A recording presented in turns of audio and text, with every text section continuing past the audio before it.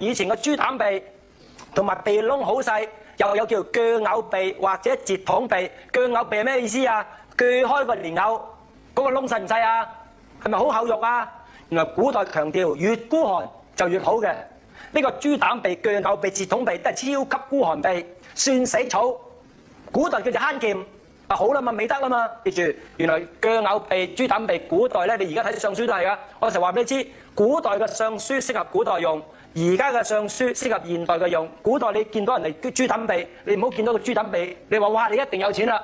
你一見到個鋸偶鼻，你話佢一定有錢啦，包你錯啦。有冇留意我哋而家香港首富嗰啲樣啊？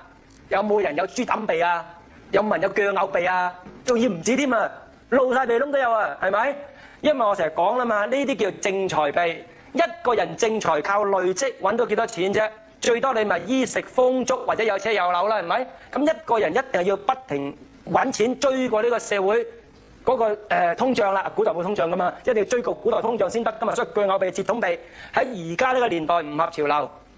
不過你都可以話佢慳儉物美德都得嘅。不過你做佢老婆啊，你買家用真係慘啦，可能10蚊叫你買一餐餸嘅。